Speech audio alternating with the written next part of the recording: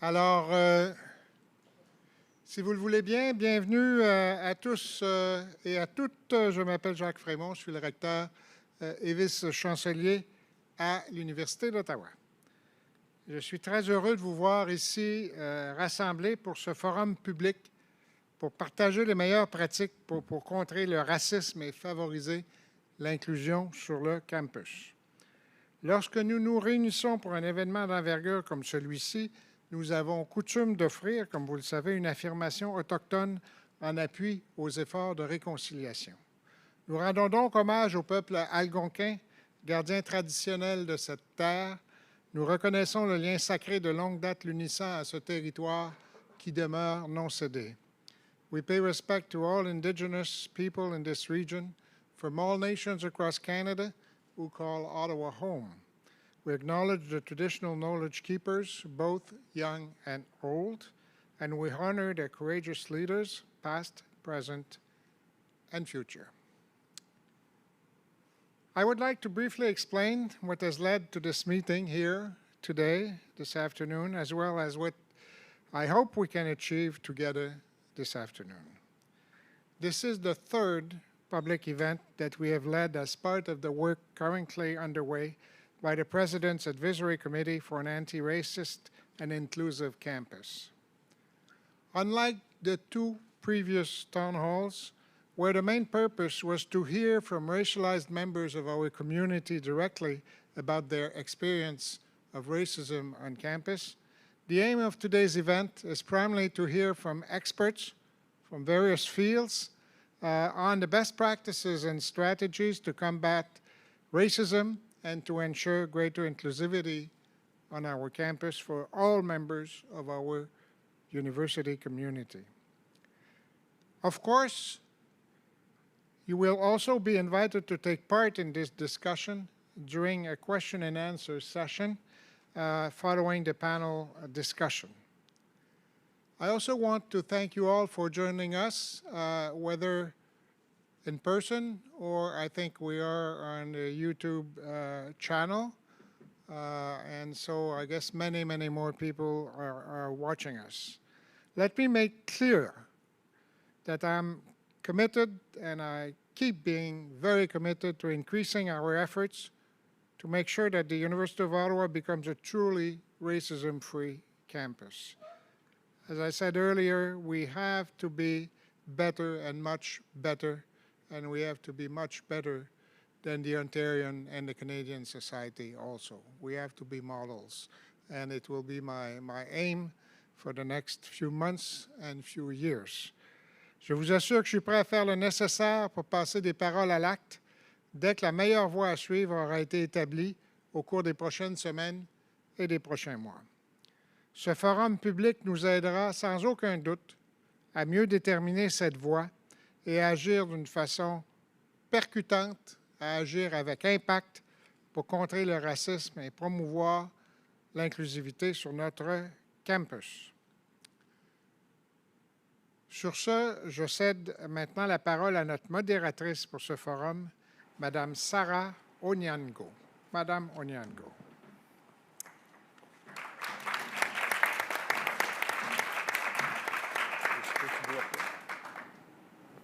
No, we can sit here, right? Yeah, just sit here. Thank you very much, Mr. Frémont. Merci beaucoup, Monsieur Frémont. As an alumna of the University of Ottawa, I'm particularly honored to have been asked to moderate this very important discussion. And this is going to be a facilitated discussion rather than the traditional panel that you might be used to. So I'm going to ask questions of the panelists, and I will ask them to limit themselves to 2 to 3 minutes per response. And hopefully we're going to be able to cover a wide range of issues before we turn it over to you, the audience. Alors, ce soir, nous aurons une discussion dirigée au lieu d'une table ronde. Je vais poser des questions aux panélistes et je vais leur demander de se limiter à 2 à 3 minutes pour leurs réponses. Et bon, j'espère que nous allons pouvoir aborder un large éventail de sujets avant de vous inviter à participer, à prendre la parole. So we're going to start with the positive for the first round. Nous allons commencer par le positif. And we'll start with Yasser. So Yasser, it is clear that you have extensive expertise working on issues of security and the experiences of a diverse public. What do you see as 1 or 2 best practices that would apply in the university context? Alors, vous avez une expertise en ce qui concerne les questions de sécurité et les expériences vécues par une population diversifiée. Pourriez-vous décrire 1 ou 2 pratiques exemplaires qui s'appliqueraient au contexte universitaire? Thank you, Sarah, and I'm really honored to be here with such a esteemed panel with such great expertise and with faculty and staff and students in present. I mean, the issue that we're discussing around how to build a campus that is accepting of all, that is free of racism, is a very big topic, and which will require a collective effort and work to accomplish. And I'm very excited to see that this work is happening at my university that I had the great privilege of attending. As Sarah mentioned, I had the opportunity as the Attorney General for the province of Ontario and as the Minister for Community Safety and Correctional Services to work on issues around things like carding or street checks that was prevalent in police practices in Ontario. And in terms of best practices, in very short time frame that I have, I will say 3 things that we need to do. 1 is leadership.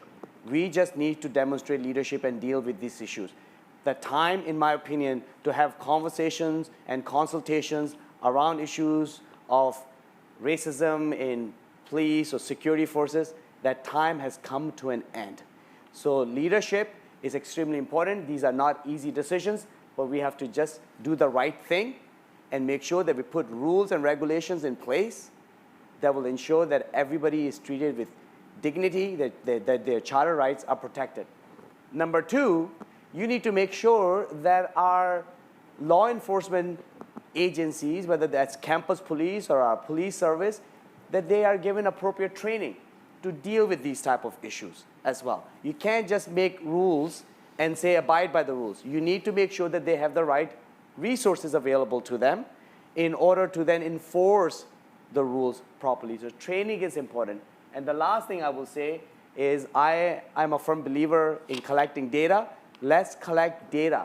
Make sure that we not only put these rules in place and provide training, but to see whether that training is working, whether the data supports that we are reducing incidents of racism, that people are treating with respect and dignity. And if not, let's go back to the drawing table and fix the loopholes that may exist. And that's always the case that happens. That's why data gathering is extremely important.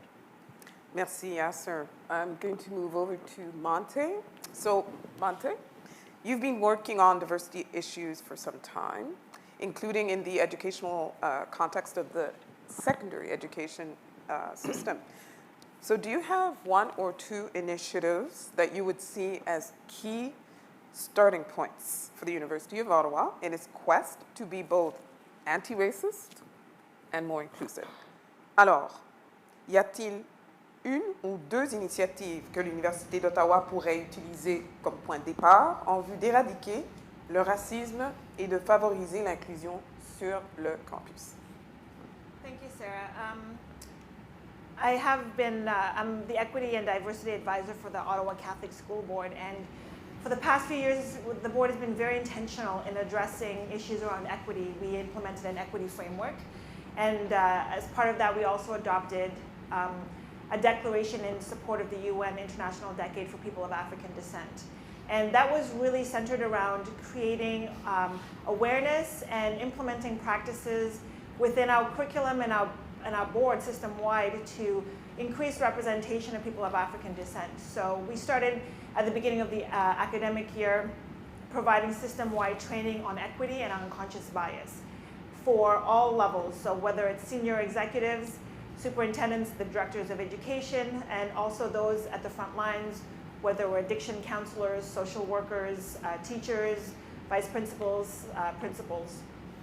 And these really gave an opportunity for people to become aware of biases, their own biases, and how our biases as individuals really implement and, limit our opportunities to create equitable outcomes for staff and students. And so that was really critical. We also created, as part of the UN Decade, to incorporate the histories of people of African descent into the curriculum from kindergarten to grade 12. And part of that involved purchasing significant resources that honor people of African descent, centered around Canadian history, Canadian Black history, which we often don't hear and learn about within our curriculum. And also, we organized a recent visit for students at the high school level to the Senate of Canada, where they were exposed to Black senators, and they learned a lot there. And we're also very intentional about our HR practices. So we developed and are implementing and delivering bias-free hiring practice training on unconscious bias, and also being more purposeful in attracting and retaining racialized educators within our board. So in April, we will be hosting a recruitment fair right here downtown. We established just last year a Black Educator Network to mentor, support, and connect the Black educators and allies across the board. So that's some of the ways that we are being proactive in being anti-racism policy. But in terms of inclusion, really the part is ensuring that students see themselves reflected in the curriculum. And I was reviewing the minutes from the town hall of last year, and there was a number of concerns raised about this. The lack of the obstacles in hiring and promoting Black faculty, the lack of Black professors, and the need for resources and training, and the need for an existing curricula that is not reflective of Black culture and history, and the need for greater recognition of Black culture on campus. And that's really critical if we want to create an inclusive learning environment, not just for students, but for staff, where people can come to the campus and feel like they belong and that they're represented. And so this really requires intentional practices. And I see that within our board, doing it through the UN Decade, as well as through the Black Educator Network and various training that is ongoing and purposeful. Merci, Mathé. Je dois féliciter le conseil scolaire qui a adopté les conseils, parce que vous êtes plusieurs maintenant. Il y a aussi le conseil scolaire des écoles catholiques francophones qui a adopté la décennie des personnes d'ascendance africaine et qui vont peut-être vous copier, j'espère. And next we have Kat. So my question to you, we understand that your research is a work in progress. However, do you have one or two gems of best practices that you would like to share with us? Yeah, I just first like to say I don't have the same experience as everyone else on this panel. I'm coming at this issue as a law student who's interested in looking at how, as law students and how our faculty, from where we are, what are the things that we can do. I think, so my research has been on how campuses across North America have worked towards equity, diversity, and inclusion, and creating anti-racist campuses. And as far as best practices go, a lot of the practices that the students have already brought forward and recommended are present on that laundry list of best practices. As Monte has already spoken about at the high school level, it's the same thing, that having the staff training, public presentations, collaboration, workshops on unconscious biases, and all of these things. The only two things that I would like to add to that is that when you look at, when I'm looking at it at a level of all of the different universities and all of their practices, there's two things that I want to highlight, is that there's a definite need to go beyond reactive strategies and policies. So best practices need to be grounded in a proactive approach. And I just want to ground that in our presence here today. All of this action is here because somebody got hurt. And I don't think I'm alone when I say that as a student at the University of Ottawa, that the news of the wrongful racially charged arrest did not surprise me. I was saddened, I was disappointed, I was angry, but I was not surprised. And I think that lack of surprise speaks to the fact that we all know that there are problems. And I think we need to stop waiting for somebody to get hurt. What happened at this university falls into a pattern that's been happening across North American universities as early as 1950, where, and it's been, and it's not just that it's been documented in the news, it's been studied. This phenomena has been documented where there's a racial profiling incident, the media latches on, the university's reputation is at stake, and then policies go into action. And one of the worst things that can happen is that those policies get shelved once the media and the attention dies down. And that's where we need to grab hold of this moment and make sure that we transition into the proactive strategies that we should have been implementing in the first place. The second thing would be what's come out a lot in the research, and I'm really just echoing the opinion of other researchers who have studied this and who have even in their personal lives experienced this more closely, is that there's a need for transformational change. And I just want to tie that to what the President has said about we need to be leaders, and I think that that's a really great proactive direction and vision, and that opens up the opportunity for transformational change, being change that forces institutions to adopt new conceptual frameworks and beliefs and even meanings. And it's a type of change that's unfamiliar to most organizations, and I would add to that uncomfortable for organizations like universities that are so hierarchical in nature, because it requires the co-creation of meaning and the co-creation of new purposes, new missions, and new value systems. So that's going to be a challenge, and one of the challenges of that is that it calls for collective interpretation of who we are. And it challenges us to consider our roles as accomplices in the cyclical reproduction of racism and institutional negligence.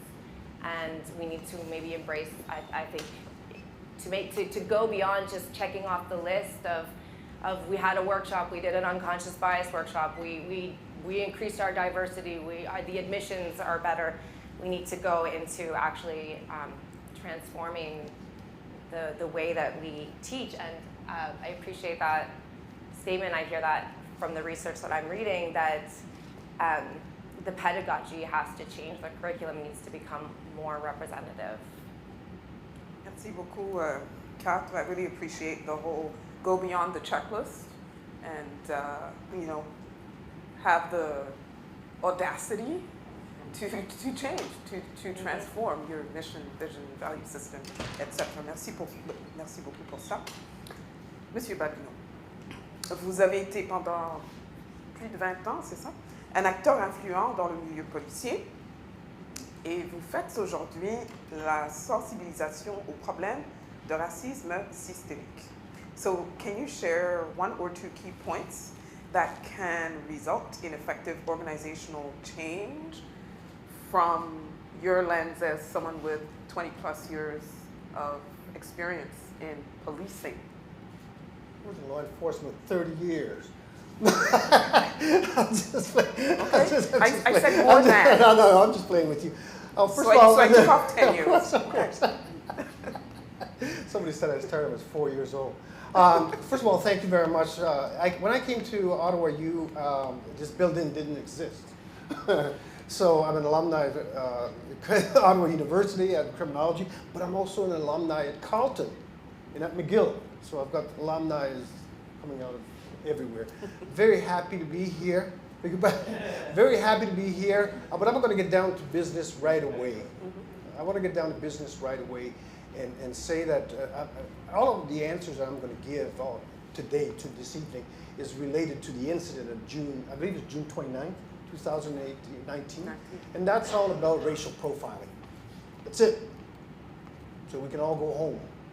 It's all about racial profiling. So what do we do to address the issue of racial profiling within, in this particular case, private security. That's really the bottom line here. Everything else will follow suit. Diversity, inclusion, representativity, and all of that stuff will follow suit, but I'm not here to talk about that. But racial profiling is a tough subject to tackle.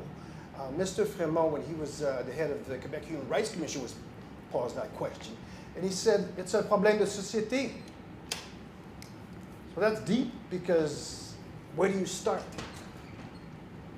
Start with the school system, you start with elementary school system, kindergarten, all the way up, to change the stereotypes vis-a-vis black people, because racial profiling is about black people when it comes to security or policing. Make no mistake about that. I'm not going to mince words, but the number one target group is black people. Okay? And so, how do we change that? I don't have the answers. It's a problème de société. But with respect to what to do here on campus, I'm going to say, and I'm a very hard critic when it comes to this kind of stuff. I see racial profiling cases 2, 3, 4 times a week, far worse than what happened here on campus. But what I was pleased about is the way that the university responded, got ahead of the game right away, right out of the chute, acknowledged it was a problem, and committed in doing something about it. I was skeptical. I'm always skeptical. I've been in policing for 20 plus years, and so I'm skeptic from the get-go. But I saw the university did some stuff, and the reason that we're here today is that they're honoring their promise. So that's number one.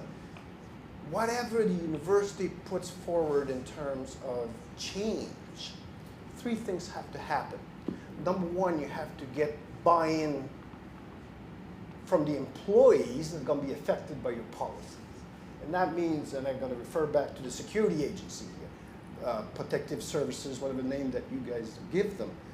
Those are the people that are going to be out there protecting everybody. And those are the ones that are either going to buy in or not buy in. So you got to get buy-in for those people, number one. Number two, you have to communicate to the student body, which is your community, as to what it is that you're doing. And so far from what I've seen, I've been following you guys. I've been investigating you guys, and I see that you're doing that pretty good. But number three, you got to have something in place to push back the backlash that you're going to get. The backlash that you're going to get from the security folks that think that there is no problem and you're making a big fuss out of nothing. And that's just the nature of the culture of law enforcement in private and public security. We don't do nothing wrong. It's you all that don't understand what it is that we do when we get out there trying to protect you. You don't understand. The reason I spotted you and I checked you out is because I was protecting those guys over there. By the way, every single black person in this audience is a potential target. I'm going to tell you straight up. Doesn't matter how many degrees you got, how many dark, light, everything. You're a potential target, so keep that in mind. But what I've seen so far is very positive. I'm very encouraged in the approach that university is taking. But we're going to get down to brass tack. No more, no theories, and, it's got to get down to business. If you're going to get it pushed back, I guarantee you, private security officers, police officers don't like to be told what to do. That's it. Alors, c'est tellement important ce que vous avez dit que je vais répéter en français les 3 points. Non, c'est bon. Alors, pour obtenir une transformation, une réelle transformation de ce que vivent les étudiants sur le campus en ce qui concerne la sécurité sur le campus, il faut tout d'abord obtenir la coopération et l'implication des employés visés, donc les agents de protection. 2, en tant qu'institution, il faut communiquer efficacement ces initiatives aux étudiants. Il faut qu'ils comprennent ce qui se passe. Et enfin, il faut se préparer au ressac. Parce que les gens qui sont visés par vos politiques et initiatives vont toujours comment, ils vont Minimiser l'importance. ben, non seulement de la problématique. minimiser, mais ils vont résister. Résister. Voilà, c'est la résistance. Repousser. Voilà, une stratégie pour réagir à la résistance que vous allez rencontrer.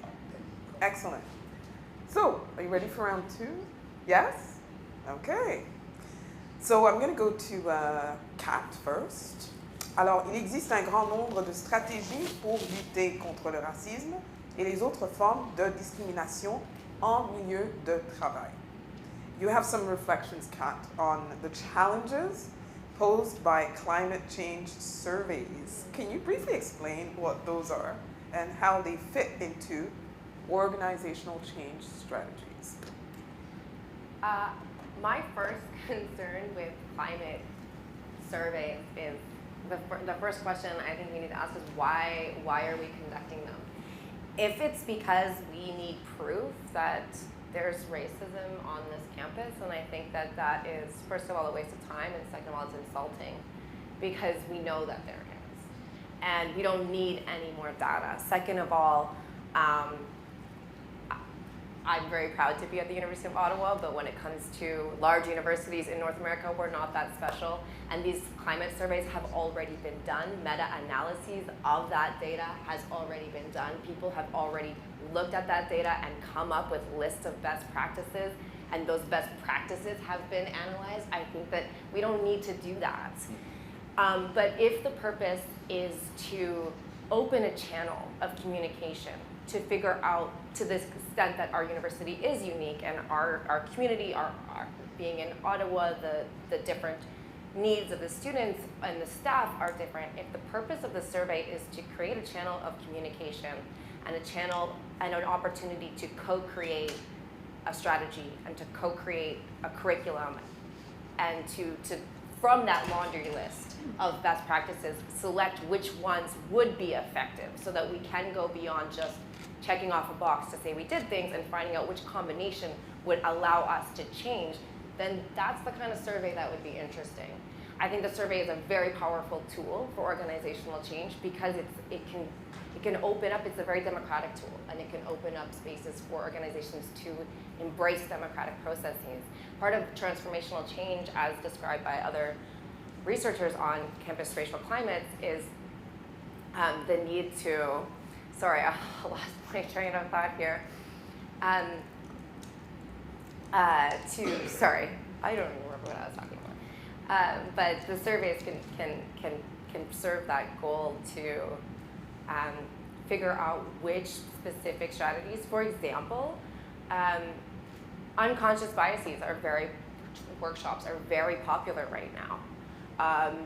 Also, I'm sure that many of the students in this room are familiar with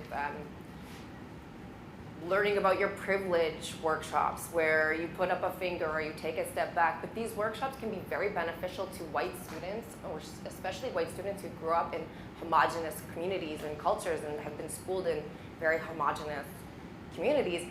But sometimes it's beneficial to them, and in that sense, and not beneficial to the racialized and minoritized students in the room.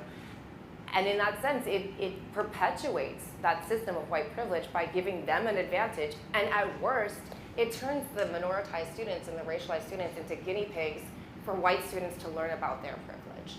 And I think that, but at the same time, they do serve a purpose. They do help something. And if a survey could be used to determine which one of these workshops would help, and maybe we need multiple options. We can figure out, like, what are we at a 101? Is this, are we at the level where we can talk about anti-oppression, or are we at a level where we need to first even recognize that we're existing in a system of privilege and oppression? Then I think in that sense, the survey could be very useful.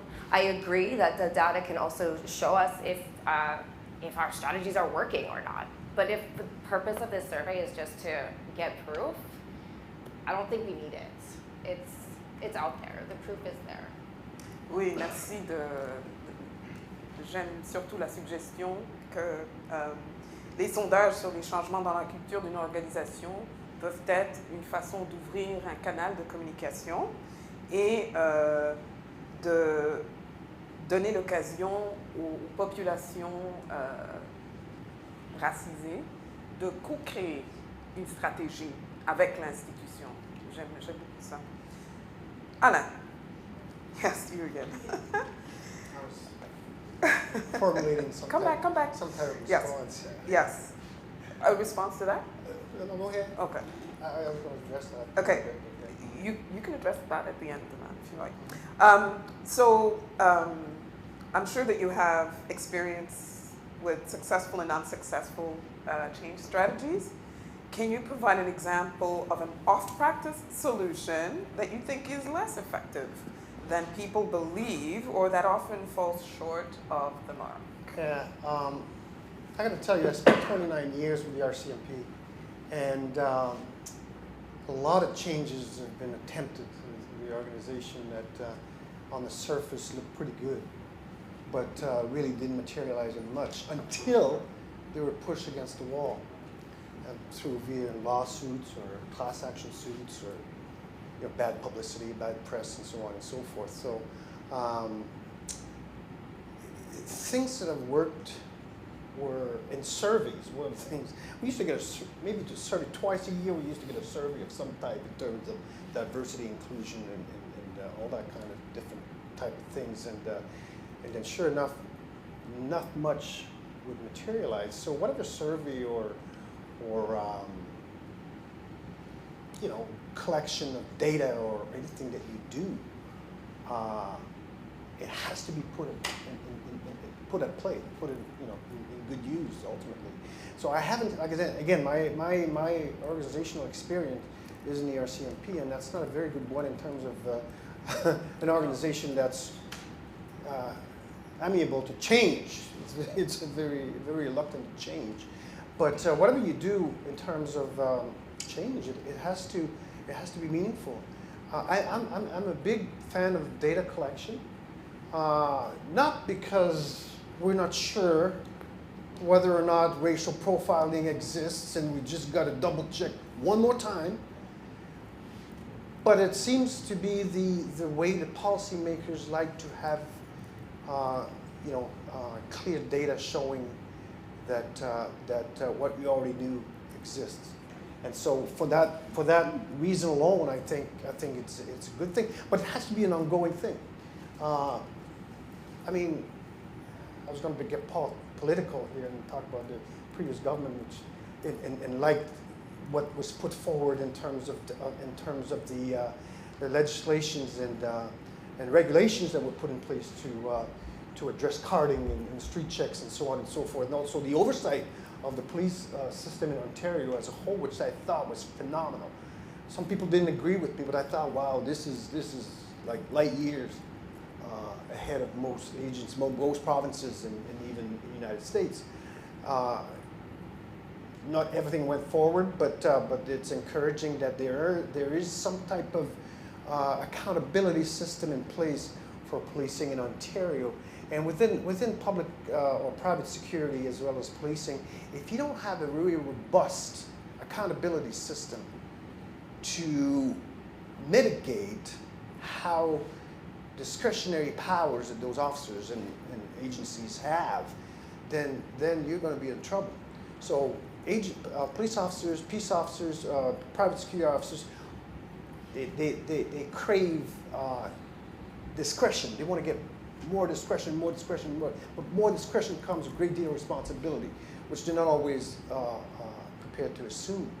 And so getting back to data collection and all that, I think it's a good thing. I think it should be ongoing to really demonstrate to the unbelievers and the skeptics, because there are always going to be skeptics within those agencies, it's inevitable, that you're on the right track, you're doing the right thing, and that's the only purpose. We don't need that otherwise. Oui, merci pour ça. Et j'aime beaucoup le concept de responsabilité. The whole accountability piece is huge. Monte, as one of the founders of Parents for Diversity, I love that organization, do you have some key pointers for anyone trying to build an advocacy organization to bring about change in a large institution? Alors, elle est cofondatrice de Parents for Diversity. Et je lui demande si elle a des conseils à prodiguer à quelqu'un qui voudrait mettre sur pied une organisation de défense de droits afin de changer les choses dans une institution. I think Alain really touched on it when you talked about the buy-in. I think that's really critical. I do agree that the response of the university was really proactive, but we don't want to be, we need to be doing a lot more. When we talk about issues around discrimination or anti-racism, really I think it's really important we center it around the institutional components, definitely important, but it's really a lot at the individual level. And that's something that we often forget when we talk about racism, systemic racism. We think that racism is something, like racial profiling, which it is very much so, or people, marching through the streets of, Charlottesville with tiki torches. But racism is so much more than that, and it really requires the introspection and awareness, the self-awareness and reflection about my place as the dominant identity within my society and the implications of that position in enabling systems of oppression, such as racism, to manifest. If we don't start having those conversations with ourselves, then we cannot talk about systemic racism at the institutional level. So how does that change? Becoming aware of privilege and what it means to own privilege and how the corresponding disadvantage that racialized people will have. Microaggressions, that was another issue that was raised at the November 20th town hall. Black students complaining about Black staff and faculty members and students experiencing microaggressions. And these are what we call death by 1,000 cuts. They happen, they're so insidious, but they come across very subtly. And they have such a tremendous impact on our mental health and well-being. If we don't talk about and understand microaggressions and other forms of more subtle forms of racism, we can't really talk about the institutional and the broader systemic changes that we're prepared to make. So I really think that a big part of the advocacy piece is, as individuals, we take the time to reflect about how we enable systems of oppression to occur and what we're prepared to do so. And I think a large part of that is through allyship. And this is something I really appreciate about the position that I'm in. I am I'm one of a few racialized people within my board, but I do benefit tremendously from the colleagues that I have who are willing to do the self-reflection, and we have these very difficult conversations. And it's a learning opportunity. We always say the goal of equities is there's never an end point. It's a journey, right? We're constantly on this journey of self-awareness, and through allyship, we can build and collaborate to make these changes take place at the institutional level. Merci, Mante. J'aime beaucoup la responsabilisation de l'individu, surtout l'individu qui, de façon inconsciente, appuie le système d'oppression, n'est-ce pas? So, yes, sir. Yeah. You have a bird's eye view on multiple attempts at organizational change within and outside government. Can you provide insight on how to design an effective accountability, there's that word again, accountability mechanism that responds to both the institution and the communities it serves? Je vais répéter en français parce que c'est vraiment important. Alors, vous qui avez une vue d'ensemble de nombreux projets de changement organisationnel dans le secteur gouvernemental et à l'extérieur, comment peut-on concevoir un mécanisme de responsabilisation efficace qui répond tant aux besoins de l'établissement qu'à ceux des communautés qu'il sert? So I have more than bird's eye view. I have like the trenches, the frontline view and experience. I have scars to show on how do you bring organizational, but most importantly, systemic change that can have a lasting impact on how things are done. And the perspective that I'm bringing is the perspective of somebody who's elected, who had the privilege of being in the cabinet, therefore had a fair bit of power to affect change. The challenge with that power is that those who are aggrieved, those who are the victims, those who are subject to constant racism will tell you that you're not doing enough, you're not going far enough to deal with the causes. And those on the other side, who talked about law enforcement, will very quickly tell you, and they're very powerful, that you don't understand what you're talking about, and you've gone too far, and in fact, you're compromising broader public safety. And I gotta tell you, that is not the most comfortable place to be sitting right in the middle, where you feel the plight of the people who suffer. Right? I will never forget the day. I'm a firm believer, I'm totally with you on surveys. Right? If we can do a quick survey right now, how many people have faced racism in their life? Okay, survey done. Moving on. But I'm a firm believer in lived experiences. I will never forget the day when we were working on the issue on carding in Ontario. I said I wanted to talk to young black in Toronto area. Hear directly from them, black youth, to see what they're experiencing. Because I wanted to understand, because it was so far from my reality, being a 40-something from Ottawa, as to what they go through. How does it manifest? Does it happen in the back alleys? Does it happen in daylight? Like, what is the manifestation? Because I wanted to understand, if I'm going to legislate this thing out, I wanted to know how it's taking place. And I'll never forget this beautiful 15-year-old black boy I met, who, while tears were streaming down his eyes, told me that he was stopped by police in Toronto while he was walking around 3:30, 3:45 in the afternoon from where? From school, with his backpack, going where? To his home. And in broad daylight he was stopped. His backpack was searched, which was full of books, and his personal information recorded. Isn't that exactly what we want our young people to do? Is go to school and go back home after school? And that's why he was scarred for life from that experience. You should have seen the conversation I had with certain very powerful police chiefs in this province. When I gave them that example, I said, can you please explain to me in what circumstance, in what planet, that was a legitimate exercise of police power? And of course, they said, well, we don't know the facts, we don't know circumstance, the kid could be carrying drugs, could have guns, blah, blah, blah, blah, blah, blah.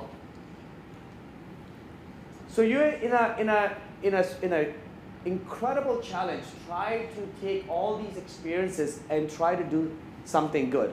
And I'll come back to my original point that I was making, is leadership is really important when it comes to do these things. And I firmly believe in Nike's motto, just do it. Sometimes you just have to do it. And in Ontario, we did it. Not the most perfect piece of legislation, but thank you for acknowledging that we were the only jurisdiction in North America, all of North America, that outlawed the collection of personal information without the courts telling us. In New York, they stopped stop and frisk practice after the courts told the New York police to stop. The rest of the country, with all due respect, even the RCMP, who I keep telling, cut and paste. We've got it. Start with something. That's what I said to university when we faced last June this challenge. We've got the work. And in fact, in Ontario, we've done something even better. And I encourage all of you, if you're interested in this topic, to please read Justice Tulloch's report. Justice Tulloch is the only black Court of Appeal judge in Ontario, an incredible human being with an amazing mind. We gave him, as part of our regulation, because we knew we will not be able to strive for perfection, we decided that we will, after a year of implementing this regulation, will conduct an independent review to better understand that whole piece that I was talking to you about around collection of data, whether our training is working, the transparency and accountability piece.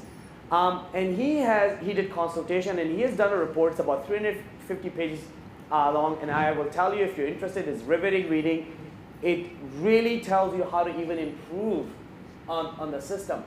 The blueprint is there for every campus, for every transit service in this country, for every police service, including a national police service, RCMP, even CSIS, everybody who deals with and have their hands dirty in racial profiling, the work is done. But it requires leadership. And let's not wait for incidents like the one that happened on campus to take place. Let's be proactive and just do the work. So, roundabout way, Sarah, to come to the answer, the question that you asked around organizational change, I think just leadership is really important. People have to just step up to the plate and do it. It's not going to be perfect the first time around, but you have to start somewhere and then keep improving upon it. Oui, merci Yasser. Et ça, c'est un autre message très important. Le leadership, ça a déjà été évoqué plus tôt, mais prendre le risque, prendre ses responsabilités et commencer à quelque part, quelles que soient les conséquences. Right? Alors, troisième tour de table. Change also brings resistance to the fore.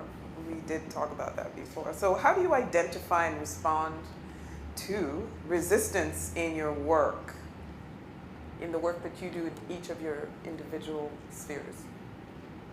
Do you want to start? Yeah, I can start. I work down south in Quebec, in Montreal.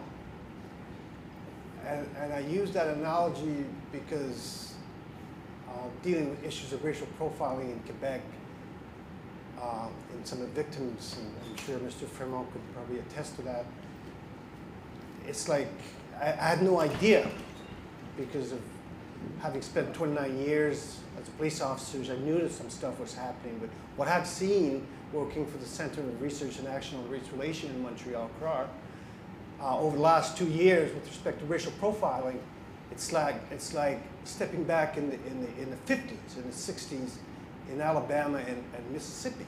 And this is not hyperbole here, I'm not trying to shock anybody. It's just the truth. And the resistance from police services, and private security agencies, we did last year challenge a private security, the Private Security Act in Quebec as well, and we did bring forward a complaint to private security officers. It took about a year for them to actually investigate. There's no much investigation conducted, but at the end of the day, they said there was nothing here to see. Of course, we're going to appeal that, we're going to push it forward and get some more information on how they conducted an investigation. But all I'm trying to say is that the resistance from law enforcement with respect to racial profiling is profound. And how do you counteract that? But how does it manifest? How does it manifest? In policing, yeah. In policing, it's basically, well, from my personal experience in dealing with law enforcement agencies in Quebec, it's just that reports after reports, since 1984, the first report, CRAR actually coined the term racial profiling. It didn't exist in French in Quebec, the term racial profiling. They came up with the term racial profiling specific to Quebec. First report, 1984, identifying behavior and practices that are still in existence today. Last October, another report came out, commandeered by the Service de Police de Montréal regarding street checks. You call it interpellation, whatever. It doesn't matter the name you give it to. It's the same thing. You know, I'm trolling on campus or whatever the case may be. Give me your ID. Why? Well, because I need to see your ID. You take the name down, and of course that goes into a database. You don't want to give me your ID, I'm going to charge you with obstruction. You don't want to obstruct, boom, on the ground you go. And then you're off to the races, charged with resisting arrest. And of course now it's criminal charges against you for what I did. So that's street checks in a nutshell. But it's still prevalent in Quebec. It's rampant as always been. We've formed a coalition trying to get some type of moratorium in place with elected officials in the city of Montreal. They pushed back on that, saying we need more data. We need more proof. Well, we took to the word. We said, all right, what we're asking you to do now is to do a 2-year pilot project. We give them 2 years. We give them 2 years now to collect personal data on drivers, much like what happened in Ottawa here. That was commandeered by the Ontario Human Rights Commission, and on street checks. 2 years, Montreal, we said, go for it, collect all the data that you want. Pushing back on that, so how do you, Yeah, you how just do got you to deal keep with at it, you got to, Litigate it? no, I don't litigation, No? one, there's a class action suit going on right now in Montreal, in Quebec. I don't want to comment on legal matters, but this battle of racial profiling will be fought and won in a court of public opinion, not in a court of law. You win some, you lose some. Not going to change no behavior, but drunk driving, the community reaction to drunk driving changed when MAD came into play, when they changed the public opinion, and ultimately legislations follow suit. But until you get the people, not the victims, not the people that know the game, know what's going on, but the people that don't get affected by the practice of racial profiling on board, you won't see any changes. You won't see nothing. Monte, in the school board system, how does the resistance manifest itself, and how do you deal with it? How do you counter that resistance? I think it's the same as anywhere else in our society where, you know, we can't change what we don't know. And so if once when there's ignorance and a lack of awareness, then there's going to be definitely resistance. I think a huge part of challenging that resistance is through increasing representation. And I'll remember 2 years ago when a group of Black parents, this is when I was a member of Parents for Diversity, and we had organized a meeting with the Attorney General of Ontario. And we walked into that room, you know, we were concerned about, you know, systemic anti-Black racism within our children's schools. I mean, I don't know one Black parent whose child hasn't experienced some form of anti-Black racism within their schools. And I just remember, you know, Yasser, you said, I have 2 young kids, right? And you said, I'll never forget this, but I know that my kids are not in school yet, but I know based on their identity, they're gonna have similar experiences. That is why we have to have representation. When somebody with lived experience is at the table making decisions that affect the people of Ontario and the people of this country, then they understand what is needed in order to effect change. So that's how I personally think we can face the resistance, is through increased representation. And I see so many young people in this room tonight, and I'm speaking to you primarily because we need you as leaders of this country to be the voices of those who are often silenced, you know. And when we organized that trip a few weeks ago to the Senate, and we had high school students who probably would have never fathomed the possibility of, you know, being in the Senate, and Senator Coyle said, you know, we are here to serve you. This is where you belong. And we need that kind of representation, that awareness that we have to have young people, racialized, Indigenous, 2S LGBTQ+, disabled students within these systems of governance so that we can start changing and resisting to so much resistance. Ben oui, la représentation, ça compte. Representation matters, and matters, right? Yeah. In this case. What about Kat? Well, this is where most of my interest really focuses on the law school in particular, but I do think that it's analogous to any department in the university, is that the resistance, one tension that I've witnessed as a law student when faculty have made those efforts to center the margins or to diversify the curriculum, there's pushback. The pushback comes from a false understanding that there's either quality education or there's diverse education. And that's really, I think we need to seize that opportunity, seize that conflict with a transformational approach where we can look at that as an opportunity to create a new meaning and to look at why is quality education not a diverse education. And I'm gonna I have like paragraphs in front of me, but I'm just like, honestly, I just wanna say it bluntly right now. we need to dismantle white supremacy within our curriculum, and there's going to be pushback while that happens, because as long as the only way that you can justify that a quality education is not a diverse education is if a quality education is a white education. It's blatantly white supremacy, and that needs to undo. Of course, there's also, keep in mind, like I think we need to be bold and take leadership, as has been said many times, and also we can look back to history and see how it's been a lot of elitist universities who have faced this exact same contradiction, who have also pioneered amazing changes, and when we look at our large body of critical race theory, this is coming from institutions that have had those conflicts and have had those cross-racial conflicts and have come out of it with something to contribute, and we can take that contribution and we can learn from it. And of course, as a student, what I see, I'm right at that level where I'm seeing the white fragility. I'm seeing the students getting mad, lashing out on our professors, and then I feel other students running to defend our professors and be like, no, like, don't worry, keep doing what you're doing. Please keep doing what you're doing, even if these students are getting mad at you and telling you that you're depriving them of a quality education. Just please keep doing it. But I think where I'm stuck is, what do we do with that outrage? How do we create a space?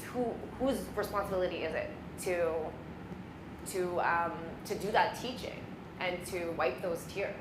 I don't know, but I think that that's a piece that needs to be a part of a strategy going forward. Is maybe there's going to be some steam that needs to be blown out, and I don't know.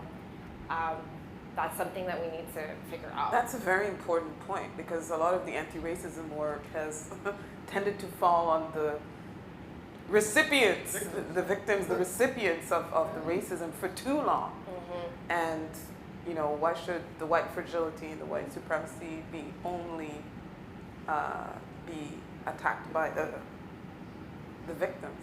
Why can't the other party take more responsibility? Mm-hmm. In terms of doing that introspection, etc. But it's true. Comment créer ce genre d'espace où ça peut se passer, right?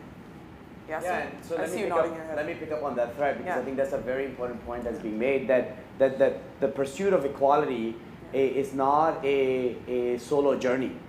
We have to support each other. Anti-black racism is just not a problem for black people.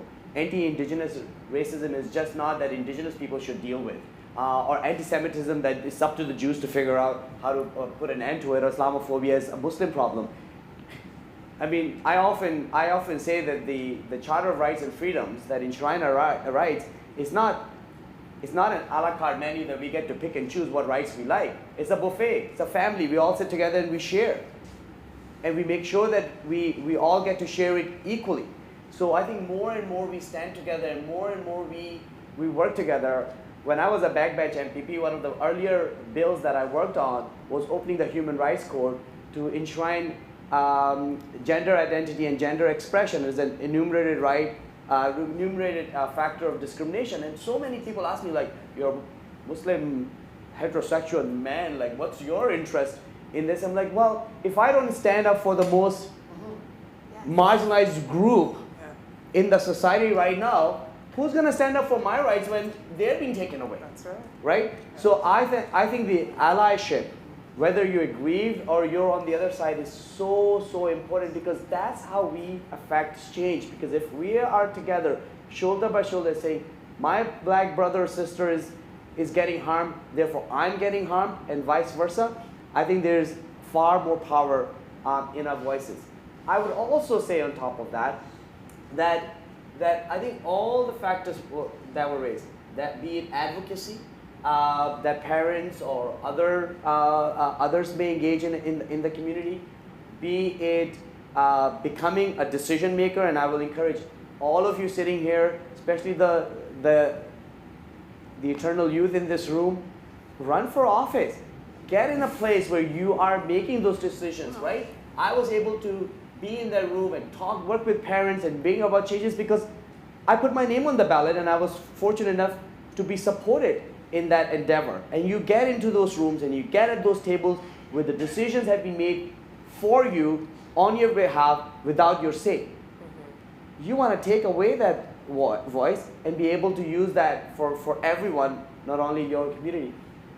And there's room for the courts as well. I mean, some of the bigger decisions around equality in this country has happened not because politicians had the great fortitude and the foresight to make change, it's because the courts told them. Yes. So I would say all of the above, right? We have to work on all the fronts to make change happen, and that's how we will continue to move forward. You guys have sort of slightly touched on this next round. Because we had those questions before. Yeah.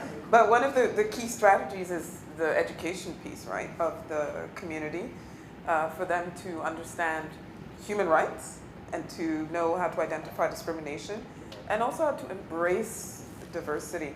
Alors, qu'est-ce que vous pensez de cette approche?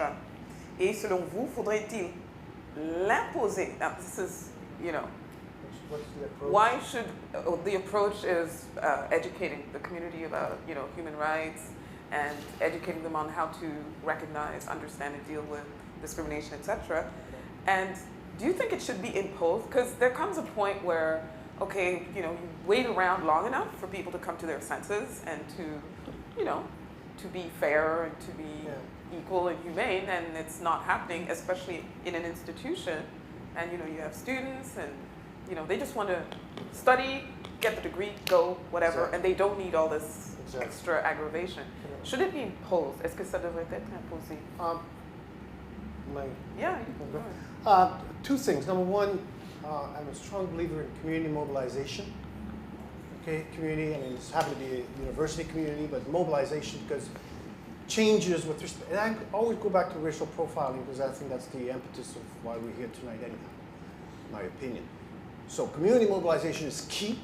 You got to get everybody, every student, not just black students or indigenous students, every black student to buy into this thing that racial profiling is alive and well. You got to mobilize them. You need a leader. You got to find a leader to mobilize. I think the young fellow that was victimized, I think sort of was, I don't know if he's in the house here today, but he was that leader that brought this forward, and then people got on board and obviously reached the right person to respond.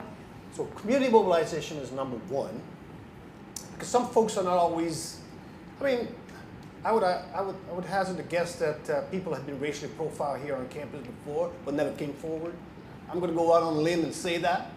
And so that kid, that young man, apologize, was a leader in my opinion. So community mobilization is key. Number two, you need partners and allies, as Mr. Nagby was referring to. I'm in conversation. I mean, I'm a hard critic of police agencies in Quebec, in Ontario, anywhere. It doesn't matter where.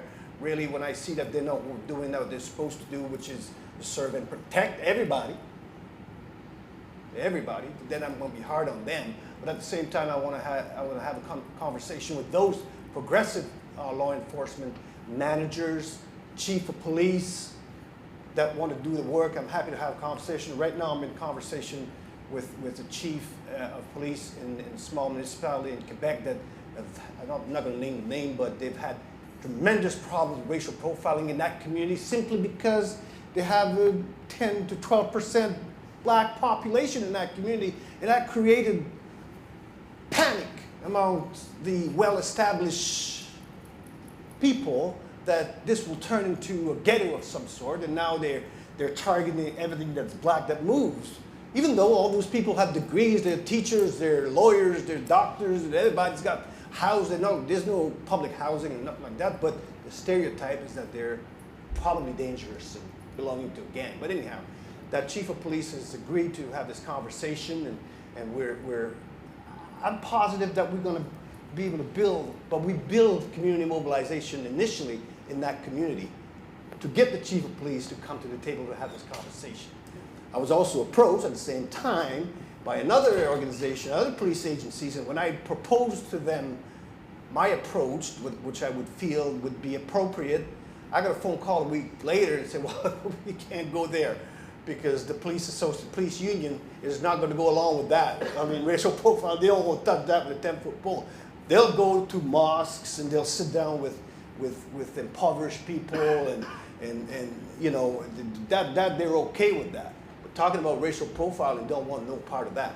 That was their approach.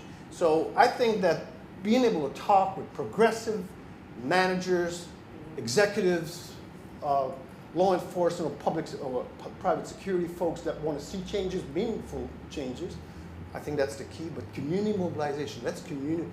Folks, you got to get these people to move. Okay. Otherwise, As opposed to legislating and imposing? Imposition has to follow suit because I got to tell you, if the university doesn't come up with a zero tolerance policy on racial profiling, which I haven't seen anybody do yet, racial profiling, not inclusion, diversity, and all that, zero tolerance policy on racial profiling, along with strict sanction when found to have violated that policy, you're not going to change. And then, of course, you get training. You train them. You tell them what they're not supposed to do. Then you've been certified. You're trained. You're good to go, and go do God's will. And if you go astray, then we'll give you remedial. And if you go astray again, then we'll sanction you. That's the language that law enforcement, private security, public security understand. You got to talk the language. You can't go talk Chinese to somebody from the Congo. Okay. They won't understand you. Point taken. Monte. What about in your... I'm really torn because, Yeah. you know, I do appreciate the zero tolerance policy, but Yeah. I always hear it, you know, zero tolerance, and then what does that really mean? Yeah, what does You know, that... what are we going to achieve when we have a zero tolerance? So if there's an incident of racism on campus or in any institution and we say there's a zero tolerance, say the person's kicked out of the university or fired or sanctioned in some way, what are we going to do to address the fundamental problem at hand, which is there is still racism? Right? How do we get that individual to understand their role in allowing racism to cause harm and why it's problematic? So I don't know if zero tolerance policies are always as effective. I do see a place for them, absolutely. But I do feel that we need to take a very comprehensive approach when we deal with these issues. Yeah. And a big one, you know, because of I'm part of the education world, I really do believe that education plays such an important part in addressing these issues.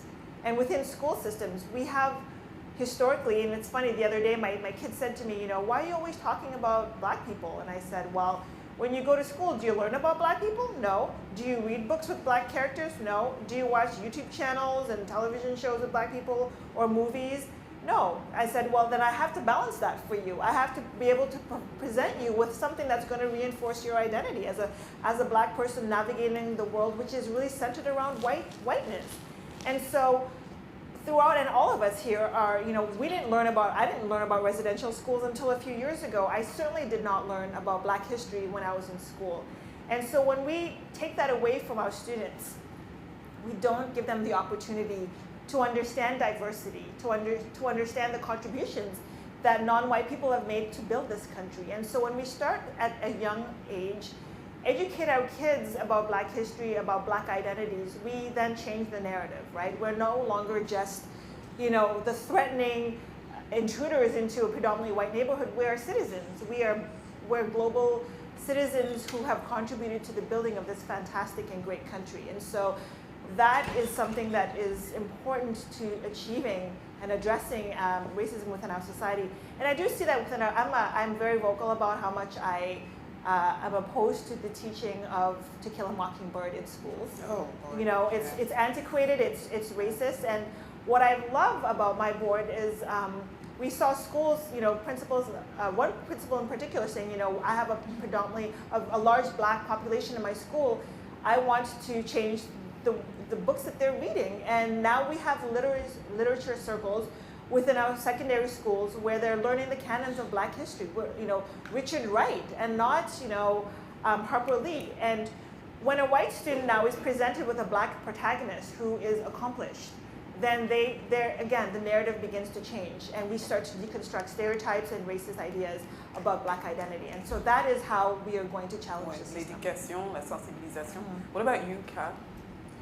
Imposing, educating, mobilizing? It's a tough one from as a university student. That's a tough one because, well, I agree with what Monte's saying that like, I think not even just like going back to quality being diversity. Education should be about learning the truth, and the truth has been whitewashed through our curriculum. And if we just, and in that sense, I do think it should be mandatory because that's what a quality education is one what that is actually teaches us about who's acting in the world, who's contributing for history. But from where I stand, often when we're talking about mandatory courses, we're talking about having a mandatory cultural sensitivity course or making it mandatory that before you graduate you have to take one Indigenous history course. The problem with that for me is that it keeps perpetuating whiteness and otherness. That there's a core curriculum and then there's an other curriculum, and it's mandatory that you dabble in that other curriculum. The other concern, which I'm just repeating, I'm just echoing what Mandy MacDonald has reflected from Manitoba's efforts to make Indigenous history mandatory before you graduate, is that one of the negative effects of that is that it has robbed Indigenous students and their allies from safe spaces where they can actually converse and have conversations, because because there are students who do not want to be in the room and who are angry that they are in the room. And so they're in that room and they're triggering the other students, they are being disruptive, and they are stealing that space. But I don't really know where to go forward, because until we get to that point where our core curriculum is actually representative, then we need those other courses. But how to bridge that, I don't know. All I can say is like these are it's been tried. In some ways it's been successful, but we should be wary of the feedback that's already out there, that it's also created unsafe spaces for marginalized and racialized students. Ouais, ça c'est un résultat intéressant. J'avais pas pensé à ça. Le fait d'imposer, ça peut aussi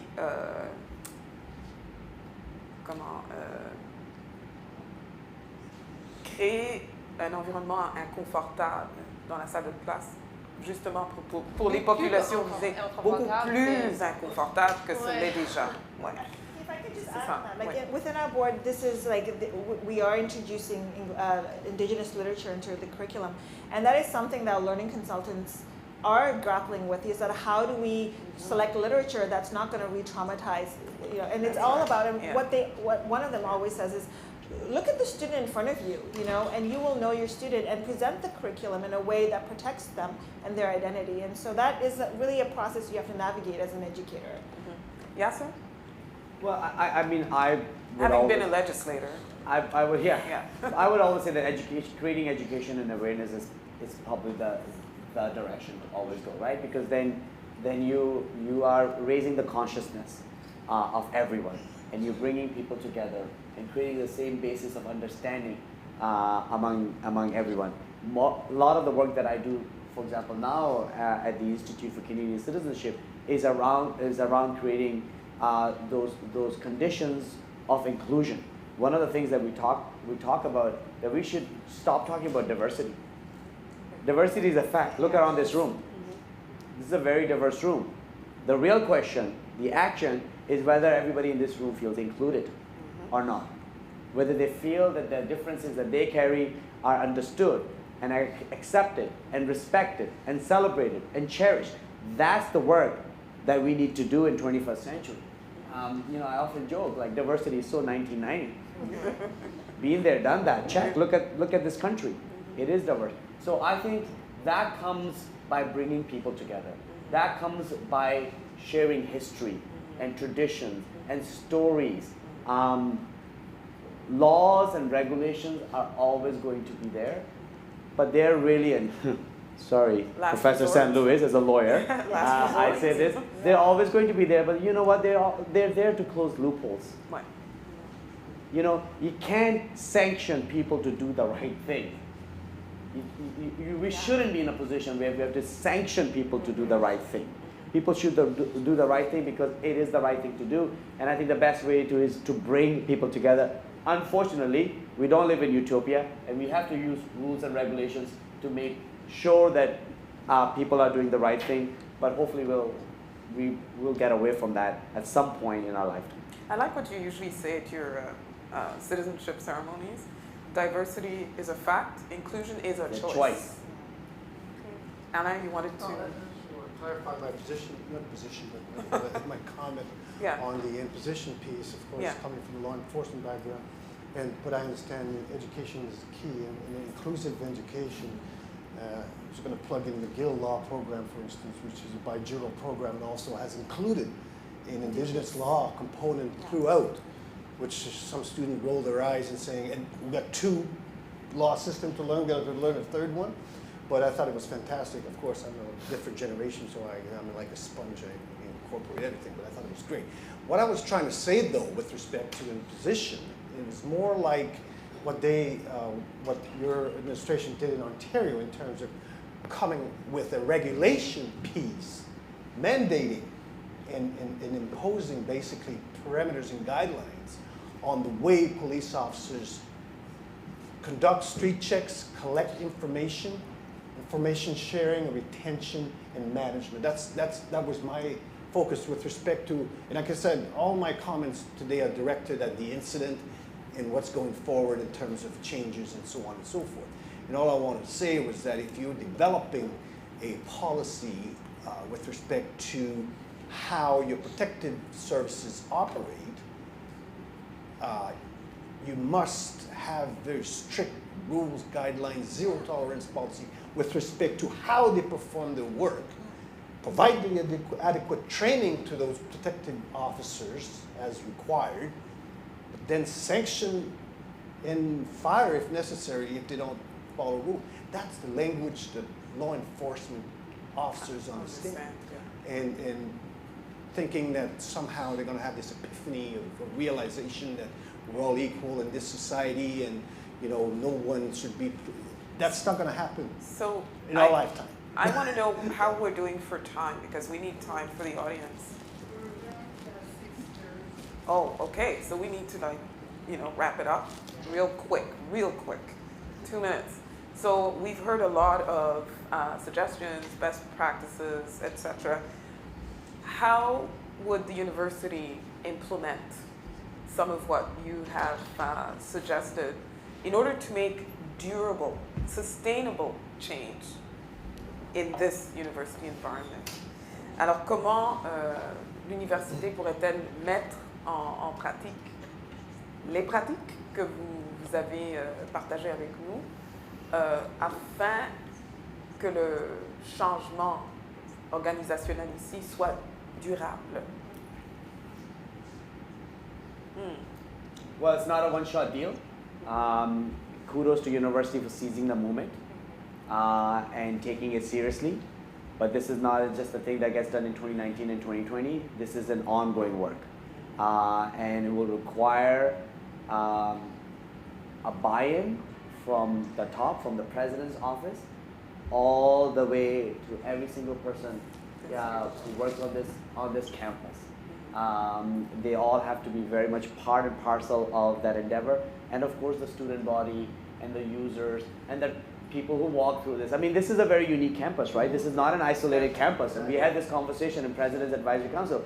We're situated right in the middle of downtown. A lot of people walk through this campus who don't belong to this campus. You can't just stop them and ask them what they're doing on campus, right? So this is actually, this could, if done right, which I think it's being done right, could actually be really setting up an example and really demonstrating leadership that can impact the broader community in Ottawa by just the sheer geography and the linguistic duality and the multicultural aspect of this campus.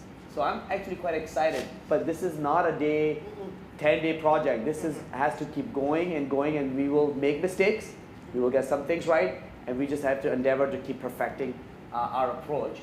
And hopefully, where I want to see, and this is what I've spoken to Monsieur Framont about, that we actually become the voice that can have a conversation with other universities across this country and say, look at the difficult work that we've done, follow our lead, do the same thing. Don't wait for an incident to take place.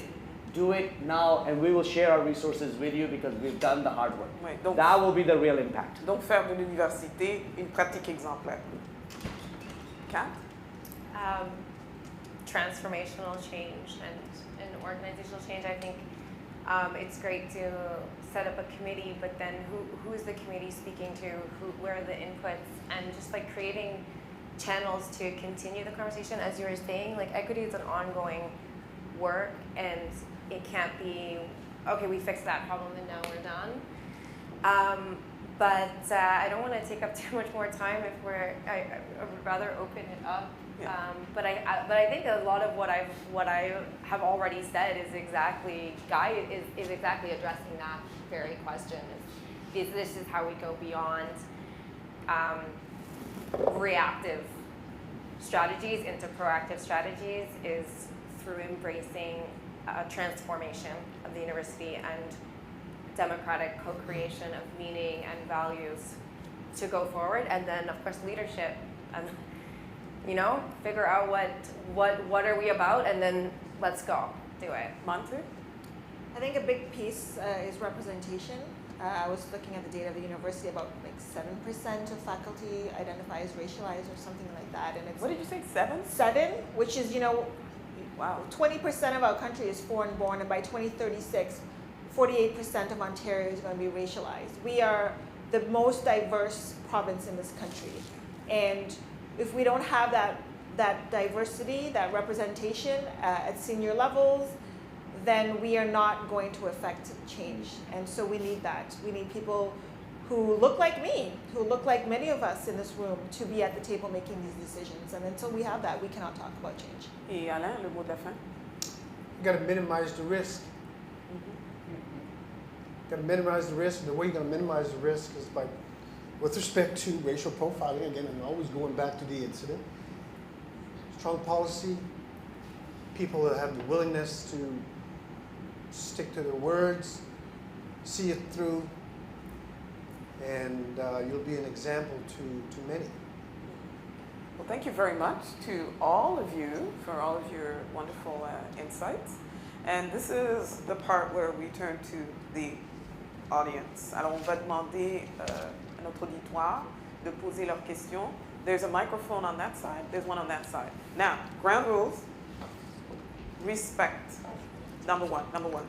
Respect. It's a very charged subject. And we don't want long speeches and that sort of thing. Really, a question that can help move this whole conversation along. Okay? Donc, le respect et la concision. Be as concise as you can when you ask your question. Alors, on commence là, et puis on va là. Là, puis là. On commence là. Please, Professor St. Louis, go. Okay. Bon. Okay, I was going to defer. This is both a question but a piece conceptually that I was hearing there when you were answering the question around whether we should be looking at mandatory education. I would be interested, I will share my view, that it depends on who you're talking about. I think that part of the issue is whether, and this picks up on Kat's point about curriculum, but I think it goes to who makes the decisions. I don't think it's just about the senior administration. People are hired because of who the other professors are. So academic freedom is a shield to their ability to reinforce themselves. Part of that is they have a specific idea of competence. So what I would be interested in hearing from you is where do you get to draw the line, whether you're talking about protection services officers or you are talking about professors and who gets to be tenured or who gets to be hired on contract.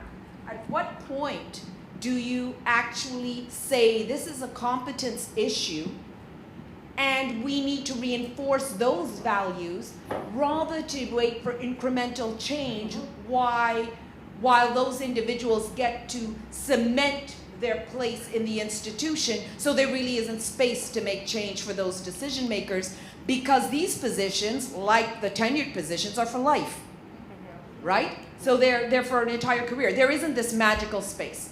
So I'd be interested in shifting it from simply education and let's move everybody along and allyship, and ask you directly, do you think there's a space for re-evaluating what is the competency for certain key roles, and at what point strategically ought we to think about that with the disruption it would bring in terms of that? So mandatory training for people who are hiring other people into positions, as opposed to, you know, waiting for them to move along and get along. Who wants to take that on? I can take on just a piece for the protective services. Number one, I don't know who's at the head of the protective service. I don't know what your hiring requirements are, qualifications and whatnot. But definitely, if you want to see some meaningful change, you need someone at the top that understands the diversity of the population and is woke. Yeah. Is that the term that you guys using that? Yeah. All right. That is woke to racial profiling first and foremost. It don't matter if he was a chief or superintendent with the RCMP with 45 years of service and went to war 4 times. It don't matter. It matters how this person is willing to adapt and to implement it. First of all, you have to believe in the changes that you're trying to put forward to begin with. That should be a hiring requirement, first and foremost, if you want to see meaningful change. That Yeah. is. So the competence piece that Joanne is asking for would be that leader who's in First and charge of foremost. hiring would look for that competence in the people he's hiring. No, I would look for that from the No, from the top, but from would the top as to who the person in charge of protective services is about. No, I don't want nobody to get and fired. that's- Yeah. I'm just saying that if you're looking to change, and of course, on the links, obviously, as you mentioned, those are the competencies that you want to look for in terms of. Monty?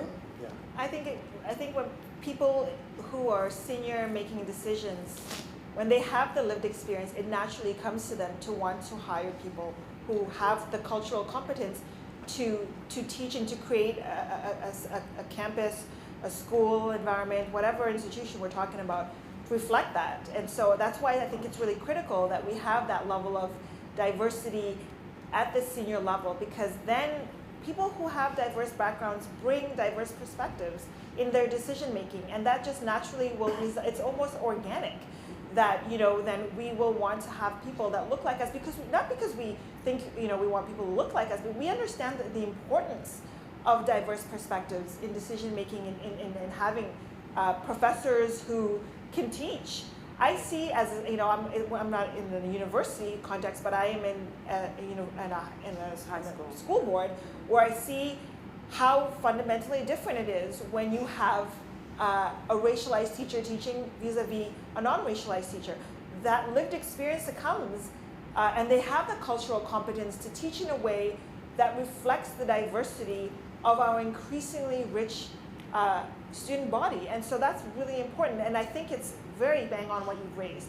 We have to be very intentional on how we want to draft our statement of merit criteria when we're hiring, right? So if we want to say that we want to have a diverse school board or university campus, what are we going to do when we recruit? And I think it's being very specific in the language we use in whatever posters or advertisements seeking these candidates. Yeah. Oh, yes, sorry. And then. Yeah, I'll try to do it really quickly. Well, when it comes to staff training, I think that's something that needs, on that regard, I think it does need to be mandatory, because they're given a position of authority, and we need, and in the crassest terms possible, they're the product that the students are coming for. And if they're not teaching, if they're not competent, then as students, we deserve to have that evaluated and recognized, and to have professors who are competent, hired, and tenured. But then our evaluation of what is competent needs to shift to be to recognize, as Yasser was saying, diversity as a fact, And so if you're not competent to teach from a broader perspective, it's like if I was to go into a constitutional law class and my professor could only teach one very small area of the law, well, we would simply say you're not qualified, you're not competent. Well, I think it's the same question, and that's going to come when the university decides who it is, and that's going to come from a co-created identity, because then that's going to define who the audience is that the professors are supposed to be teaching to, and that's going to be what shifts from the feeling of racialized and minoritized students right now, that we are guests in someone else's house. Well, this needs to be our house too. And that when we can shift that, then our expectations and what we qualify as competent will shift. Yeah, no, that's a very good point. Especially since we pay a lot to be in that house, right? Well, tuition ain't cheap. The young lady over there. So one thing that I've been thinking about and I'm concerned about is the fact that we share a future. And one thing that Toni Morrison, I'm concerned about the US, right? Something that Toni Morrison talks about is that they elected Trump because they're experiencing a white lash. And while I'm obviously on board for the conversations we're having, I'm also in law school with Kat, and we've had some pretty violent student white lashes in the course of my 3-year law experience. And things are sort of just left to hang, and that makes me feel concerned. Like for us specifically, these individuals are going to be lawyers out in the world with power and privilege and ability to make all sorts of changes in the world. And they have problematic, some of them have scary views. So personally, they're not my responsibility, in my opinion, but they're someone's responsibility. So who's taking responsibility for the folks who have some learning to do? Because the reality is I understand that I share a future with them, and I want me and my family and my kids and the people that I care about to be safe. You make a good point. I just want to add to that because as a member of the Law Society of Ontario, we all know what happened last year when we had the bencher elections. Was it last year? Yeah. Right? And you know, if you actually look at, so these benches were elected mostly on the, you know, they stopped the SOPs, you know, Statement of Principles, to recognize the challenges that racialized lawyers in Ontario face. And, you know, the Statement of Principles were developed by the Law Society, and then a group of benchers ran on this platform called Stop the SOPs. And they won, except for, I think, one of them. What was interesting to see is that we have thousands, tens of thousands of lawyers in Ontario. And when you look at how many votes these people got elected by, it's actually negligible. But they got elected because most of us didn't care to vote. And so I think the onus is twofold. It's on, yes, I understand it's not your battle to fight all the time and it's exhausting, but there's a certain level of accountability. If we want to see things change, we can do things as simple as voting, and we would have changed the trajectory of those bencher election outcomes had most people taken the time to even just select their benchers. That's just in response to that as a member of the Law Society. Kat had a response. I have the exact same question. I raised it earlier around Safe spaces. around resistance.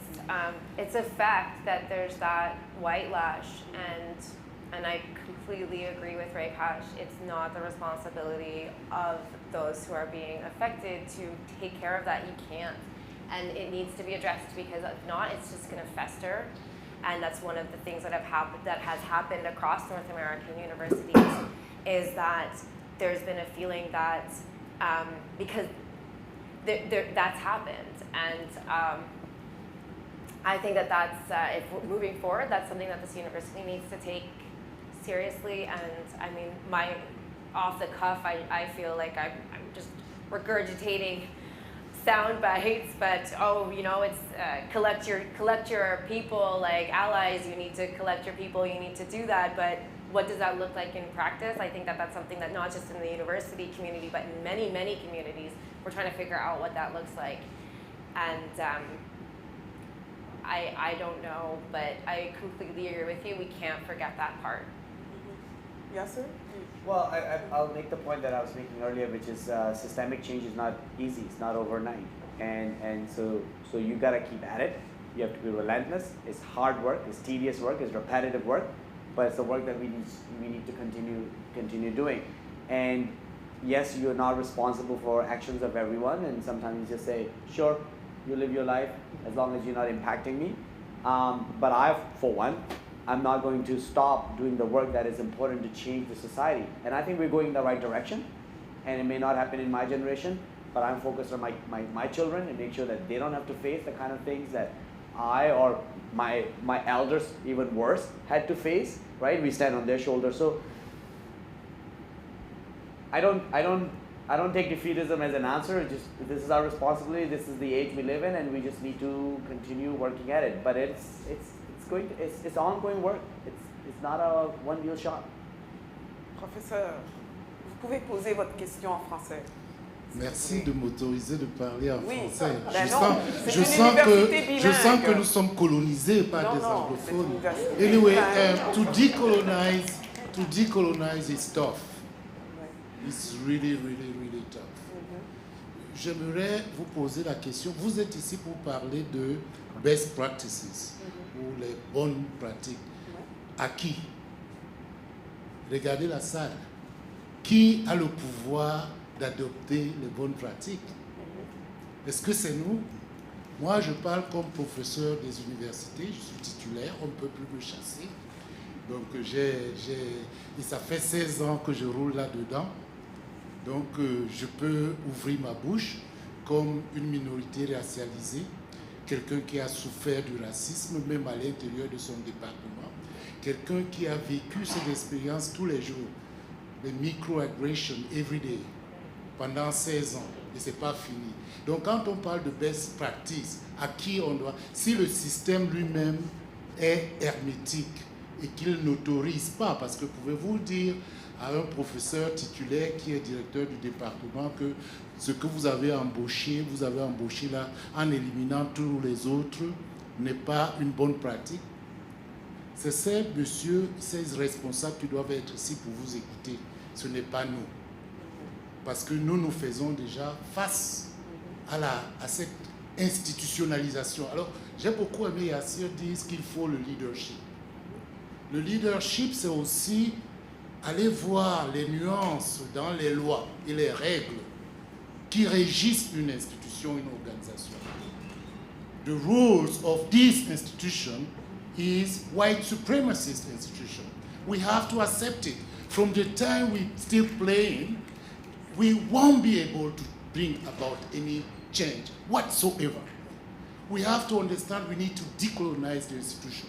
We need to decolonize the ways in which we produce knowledge. We need to decolonize the ways in which we hire. Pourquoi on ne met pas les quotas pour embaucher? I was the first black professor, I'm still the first black professor of one of the largest departments of this institution. Why is that? Quand est-ce qu'on va mettre les quotas que je veux que les 10 prochains professeurs que vous allez embaucher proviennent d'une minorité? This is change to me. If you don't do that, we just keep talking and talking, and you're talking to us. We are experiencing racism, and we need to change again, to adopt. I'm here with my son. Please. I'm here with my 20 years old son. I insisted that he sat here today. Because ce que vous avez dit, Yassir, quand cette fille de 15 ans vous a dit que I was just going back from home to school. Moi-même, comme professeur, je l'ai déjà eu comme expérience ici à l'université. And unfortunately, I didn't report it. Right? So, on parle de bonnes pratiques, mais les bonnes pratiques, ce n'est pas à nous qu'il faut les imposer, c'est à l'institution. Donc l'institution doit vraiment cesser de faire le lip-singing service et d'imposer les choses qui changent. On a la convention collective qu'il faut attaquer, monsieur le recteur. C'est pour ça que je me suis levé.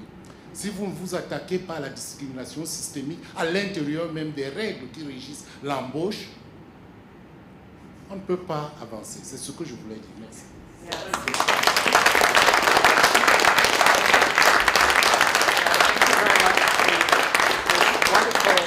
Professor, who, by the way, is an expert in Black Canadian history.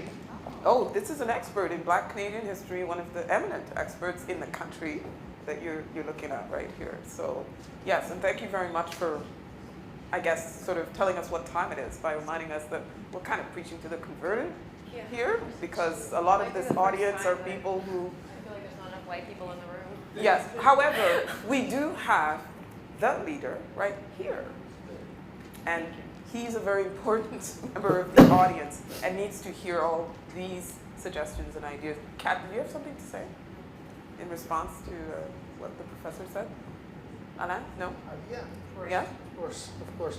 I want to keep my conversation really precise regarding the incident of June 29, and that's why I didn't address employment equity or affirmative action, because I don't believe in employment equity, by the way. I don't think it's a palatable word. I think affirmative action, quotas and numbers and accountability is the best way to go. But that's also a very dangerous word, the word quota.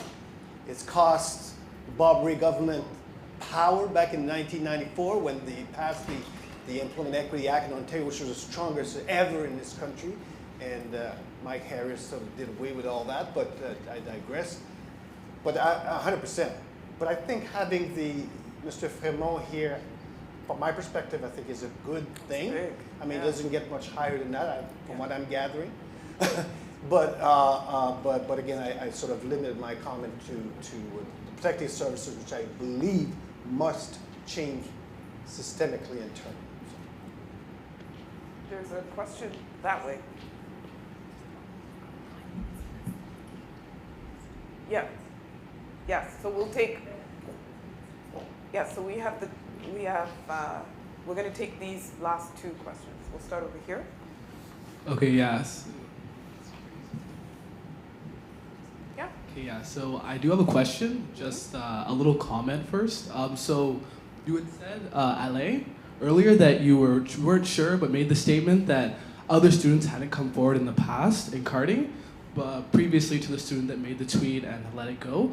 But I will just push back that isn't the case, and not even to come for you or anything, but just you're not in the school community, so you may not have known, but that I'm having a hard time hearing you. That even actually 10 years ago, the university has been aware that the police services or campus protections has not been receiving anti-oppression training, has not been receiving de-escalation training, which is insane to put students on campus with, as you said, police officers don't like to be told what to do and are given insane amounts of power and discretion. So to not be training them properly, to put them so, does put the onus on there. So just want to clarify that for the crowd as well, as add some contextual pieces to it.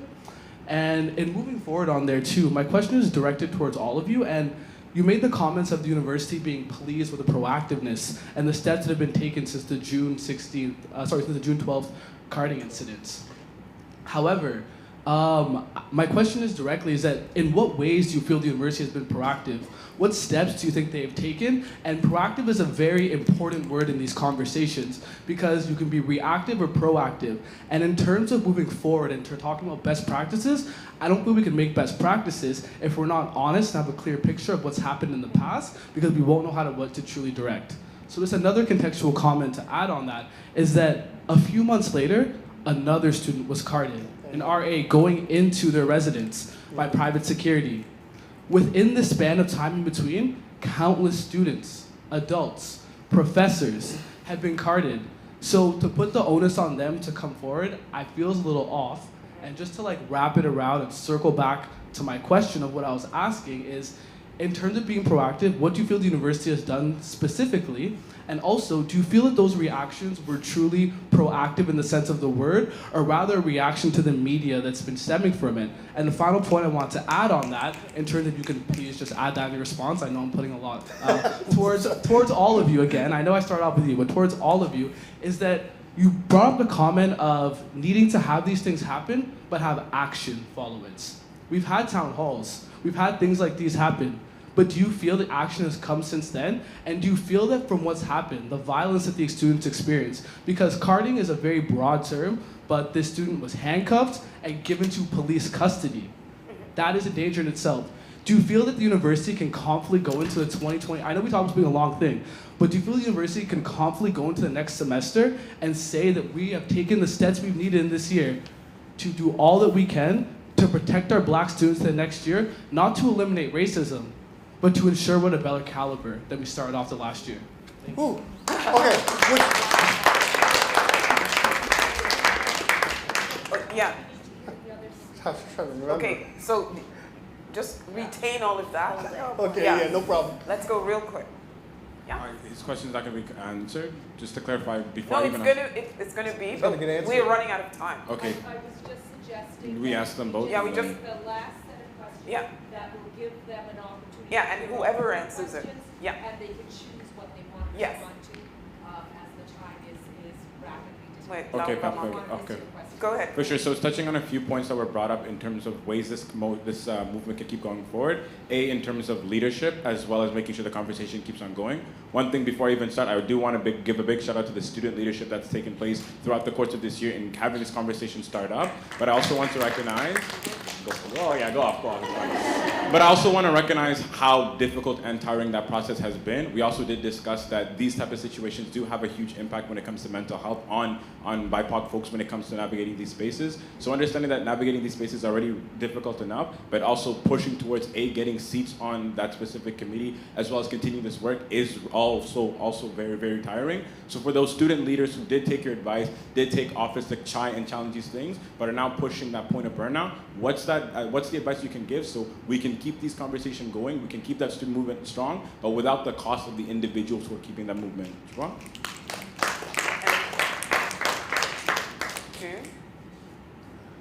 You have 2 minutes. Max. Thank you. My name is June Gervin. I began these conversations about 4 hours after the birth of my first child. And now I am of the age where I could be a great-grandmother. And the same conversation is still happening.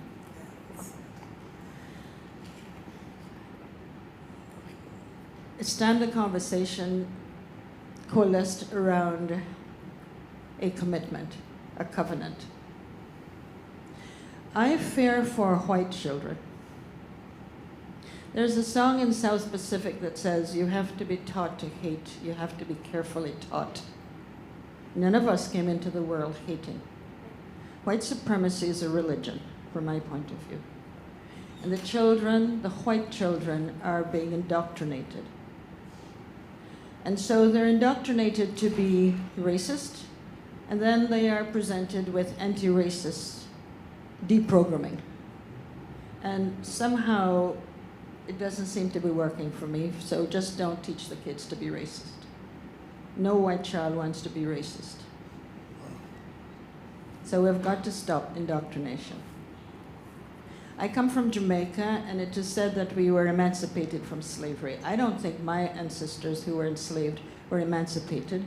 I think the enslavers emancipated themselves for economic reasons. Yes, we fought, and some of us got hanged for fighting against slavery. But in fact, it was also equally economic reasons why slavery was abolished. So this is now the International Decade for People of African Descent. There are 3 pillars: recognition, development, and justice. With the people of African descent recognized as a distinct community whose human rights must be protected and promoted. Sometimes we don't use the subject in these discussions. So we know what we want to do for Black people, but whose human rights must be promoted and protected? Protected from whom? Promoted by whom? And what does it mean to have justice and development and justice and recognition? So I'm asking, Monsieur President, if you would promote the UN Decade for People of African Descent, for it to be adopted at the university at large. It's been adopted by the Faculty of Education.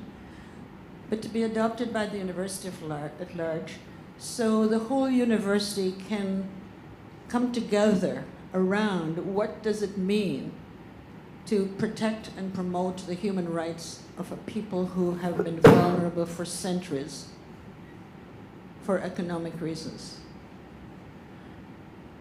Will you do that? Will you lead the guard? The 21st of March, which is the United Nations Day for the Elimination of Racial Discrimination, will be 2 years since the city adopted the decade. Yeah.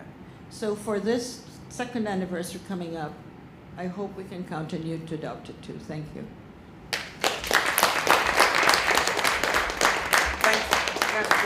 Merci, Jude. So now you can respond to any of the questions. I want to address you. What's your name again? Yeah, him. Jamal? Yeah. That's my son's name. All right, a couple of things. Number one, the reason I'm saying that the university, I was impressed with the university's leadership is that, to my knowledge, there hasn't been a university in this country that's taken the steps, notwithstanding what you think of the step that they may have taken. I haven't seen a university in this country that's taken a step that this university has taken with respect to an issue of racial profiling, which I know it is. And so that's why I'm saying the leadership, they took leadership, they came out rather quickly, identifying the issue, and there has been some steps in terms of one investigation, 2 reports, some training I understand took place this summer. Now, and my sort of perspective comes from the fact that I see cases of racial profiling and police excessive use of force on a weekly basis. As a matter of fact, I'm meeting with a victim tomorrow morning that has been same thing as the young fellow was subjected to. So, but I'm not prepared to come back here and have another conversation. You understand what I'm saying?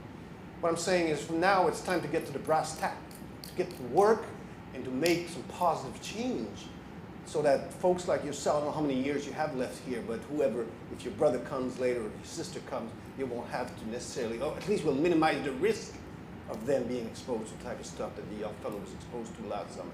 It's not perfect, but I got to tell you, within the culture of public security or private security and law enforcement, I have never seen anything like this.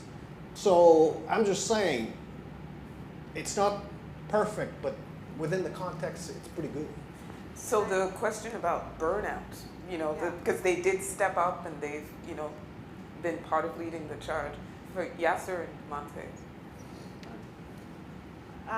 Anti-racism work is incredibly difficult. It takes a toll on your mental health and well-being, and you constantly need to look after yourself. And I find a lot that helps me is surrounding myself with other strong Black women who have the same experiences I do, and us talking about it. Also, mindfulness practices, taking care of yourself through, maybe this is like I'm speaking off, but like just meditation and awareness and developing your sense of well-being, just taking time every day to just reflect and be present. Because when you're in a room or when you're in situations where you're experiencing microaggressions, is having the mental strength to not let them eat at you and destroy who you are as a person. I think that's also very critical. And constantly advocating for mental health support for racialized people, for marginalized and equity-seeking groups, because we need it a lot. And advocating for that as students and as staff members as well. I just want to say to Jamal, I do take your point, and in no way am I saying that the conversation is over. There's always going to be work done to address racism within this university and anywhere else. But I want to acknowledge the work that the university has done to date to have conversations. We're here today to have this conversation. Many institutions would just sweep this under the rug and be incredibly dismissive. And we have to acknowledge the willingness to have these very uncomfortable conversations. But that doesn't mean that the work is over. There's a lot more that has to be done. And that accountability piece, we're all going to hold the university accountable for what has happened. Mm-hmm. Yes, sir? Yeah, I agree with everything that Monte said on both the points. This is difficult work. I think we've been saying this again and again. Systemic change to me is, I often use the example of those very large cruise ships you've seen. We're seeing a lot of those images right now. When a cruise ship, when it's on an ocean, has to turn, it doesn't make a right-hand turn at a 90-degree angle. But it can, because if we try to do that, it'll tip over. It's a very slow process, but the whole ship gets turned, right? We're talking with large institutions. We talked about colonization. We've been talking about centuries of practices that are ingrained in the society. It's become part of our psychology, right? You can't change all this. So every little work that is happening is big work, is meaningful work. It is tiresome. But it's up to us to do it. And then hopefully we'll move the yardstick and somebody else will take over. You know, one of the people that I, as a leader, that I've always admired, and there's two aspects of this leader I've always admired beside his tenacity. I'm speaking of Nelson Mandela. Is one, this great capacity to forgive for a guy who was jailed for 20 odd years. 27, yeah. Right? But second, he never complained. He never talked about his mental health. He never talked about how he could have had a better life as a lawyer. He just kept at it until he delivered an incredible change. And still, his work is not perfect. It's still not done. It's not like South Africa is the most equal society in the world. Still more to be done. But he did the work. So all this to say is thank you for what you're doing. Thank you for putting. You could have cared less and just went on your merry way, but you're not. You're actually here in this room. You're working hard. You're moving the decision makers. And my request of you would be, please don't stop, because you are making a change. You are creating an impact. You are leaving behind a legacy, and that's the right thing to do. Oui, merci. Oh. Yeah, I just want to also say, Jamal, I agree with you. Right now, this is reactive. All of this is reactive because, as you said, because like, why did it take an incident like this to have this conversation when the suggestion to have de-escalation programs and training and anti-oppression trainings have been offered to the university decades ago? Why does it take somebody getting hurt in media coverage to sit down and talk about it? I think that I think it is important on an individual level to take care of your mental health and to do all those things, but on an institutional level, I am very critical of what our generation has had to take on as far as what we call self-care. I want to see collective care and institutional care. We need more grievance processes. We need places for people to be heard before someone gets hurt. And we need mental health services that are competent to take care of marginalized, minoritized, racialized students. Then we can listen before something goes wrong. And I don't think, yeah, we do. I mean, at a certain point, it is the individual responsibility to take care of yourself, and sometimes it's just change is slow, so you need to take care of yourself. But I'm privileged in that way of being a second-generation Canadian, and my father holds that mentality: don't complain, and I'm like, no, I'm gonna complain. I'm gonna complain because you know what? The not complaining is just burning everybody out. Yeah. Yeah, and it doesn't, and it just leaves the burden on the people. Right. Right here, like we said, we're preaching to the, why have I tell you, especially a room full of black students who are experiencing the brunt end of all of this. Why am I sitting here telling you this is what you should do? Who should be here right now are the decision makers. That's who we're trying to talk to, and they need to listen to grievances before things go wrong. En tout cas, merci. Oui.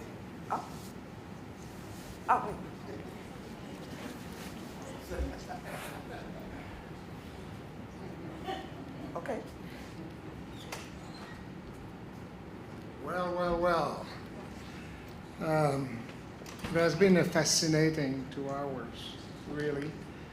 And believe me, I've been listening very, very, very closely. Of course, the former Human Rights Commission in Quebec, I could go on a long time on what Alain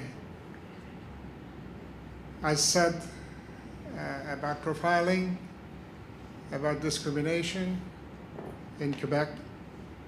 It's a word, what? In Quebec, discrimination, it doesn't exist. Are you saying that I'm xenophobic? Come on. You cannot even pronounce the word systemic discrimination over there. One of the huge happiness I have in living in Ottawa now is precisely that we can call a cat, as we say in French. We can say, I can say in my institution, we do have a systemic problem. We have systemic challenges. There was a racial profiling incident, and to acknowledge it, to apologize, and to try to change the system. That conversation tonight was extremely enlightening for me. Allow me one element. If I wanted to cue, but there were too many people on the one element, and it is mobilization, which has been mentioned. One of the fascinating things as an academic when I was teaching is what induces change and cultural change about something. When you look at our society, LGBTQ rights have moved enormously in the last 20 years. Some people will say it's because it was driven by white men. I'm not commenting on that. But clearly there's a wide acceptation that things had to change. Gay marriage, it had to change. If you look at climate change, how come people now are so concerned with climate change, and they were not necessarily 10 years ago, 15 years ago? But how come when time comes to speak about race, the damn file doesn't move ahead? And it's fascinating, but for me, and there was a survey conducted when I was chair of the Human Rights Commission about the attitude of Quebecers, it was not Canadian, towards the various populations. And of course, in terms of discrimination and disabled people, 97% of Quebecers were in favor of disability rights and disabled persons. I mean, black, I was surprised it was around 90. But when you came to Muslims, it was way below 50. Okay, so what I'm saying is that it's basically the majority will define who should be successful in terms of fighting discrimination. And the challenge is to change the majority's state of mind so that they understand that the situation is unfair and violates human rights. And so certainly in terms of Canada, I would say that it will, to fight racial profiling, to fight racial discrimination, will come through a requirement from the majority that it change. I'm sorry to say that. But then, is it not the same on our campus, on this campus? And I don't know who said never waste a good incident or a good crisis. Jamal, it was a good crisis. It is still a good crisis we've induced. And believe me, I think the reaction from the average faculty member, the reaction from the average white member of that community was a reaction of outrage. And for me, it is very promising. It is promising that things at last might change. And you mentioned, vous avez mentionné, chers collègues, la question des embauches. C'est très clair qu'il y a des problèmes systémiques massifs là-dessus. Je pense que le temps est venu de s'asseoir avec les partenaires, y compris les partenaires syndicaux, d'avoir des conversations aussi de la définition, vous avez raison, de l'excellence en milieu académique, comme si l'excellence se mesurait uniquement en facteur d'impact, en indice d'impact au centième près. C'est absolument systémiquement discriminatoire. Nous allons progresser. Un de mes espoirs, c'est certainement que les étudiants, vous êtes là, j'espère que vous allez être là l'année prochaine, vous allez être là l'autre année après, pour continuer à nous pousser dans le derrière. J'ai Stéphanie qui est ici, qui sur le data, it is a hugely complicated issue. You wouldn't believe it. She's been working for more than a year on that. We're getting there, and the law is against us because we can't force anyone to self-declare. So how can we have a decent portrait where we start from in order to measure if we're improving? But these are issues we will get through. Donc, je veux vraiment vous remercier de votre participation. Je voudrais aussi répéter certainement l'engagement de l'Université d'Ottawa de changer les choses. Le changement va se mesurer, ça ne se mesurera pas en semaines ou en mois. C'est un bateau, on l'a bien dit, qui prend du temps à tourner pour changer les mentalités des comités de professeurs qui vont embaucher du monde. Je vais vous dire, on est mieux de se lever de bonne heure, on va y arriver. Déjà, les comités, pour tout ce qui est des doyens, vice-recteurs, recteurs, suivent systématiquement des formations. Mais qu'est-ce qu'une formation d'1 heure ou de 2 heures? Qu'est-ce qu'est la formation d'un membre d'un service de protection, une demi-journée ou une journée? It's more than that. If you want to change the culture, it's much more than that. And that's what we have to achieve in the next few months and years. Je vous remercie de votre présence, les membres de l'audience. Plusieurs d'entre vous, we're working together on this committee, this presidential task force. Thanks a lot for that. We love working with you, and you know that despite some affirmations, things have changed. I mean, the regulations applicable to carding have been changed massively, brutally. One of the recommendations in the second report is precisely to make these changes permanent, and we will certainly get to that if we can get through the bloody coronavirus. We'll get down to serious business. So thank you very much, our colleagues, our animator tonight, and thank you very much for members of the public for being present. Et bonne soirée. I'm disappointed. I'm not clapping. I'm sorry. Je suggérais que nous parlions. Can we speak after? Because I mean it's pretty late. I'm there for you. Or go to the mic at least.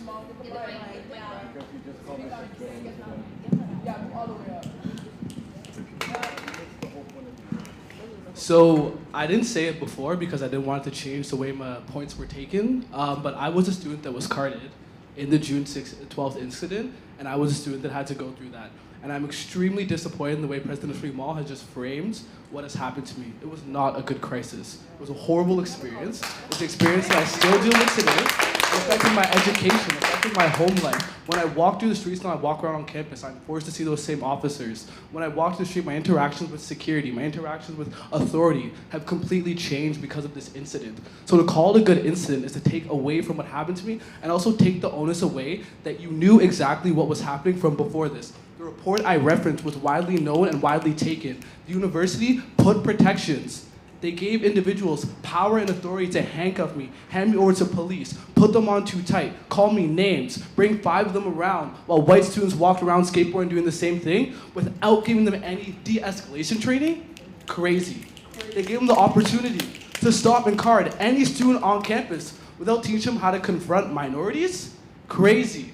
We cannot allow these comments to be made without being addressed and immediately handled. So I hope we don't take this as an opportunity of embarrassment, because people can do this and react in different ways and further solidify, or they can open themselves up to what's being taken and understand that I have seen, feel, and know the way that I'm speaking because I am upset.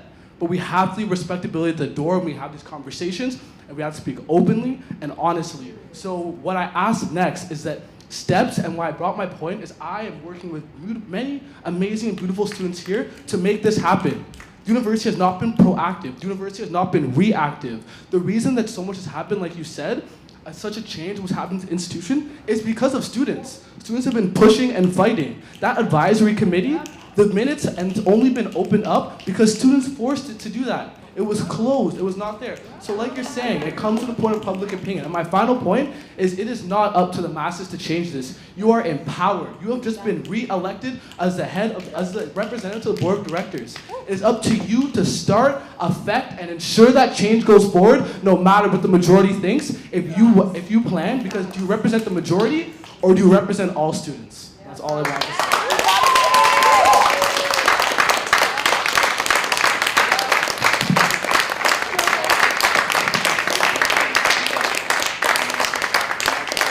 Merci beaucoup, bonne soirée.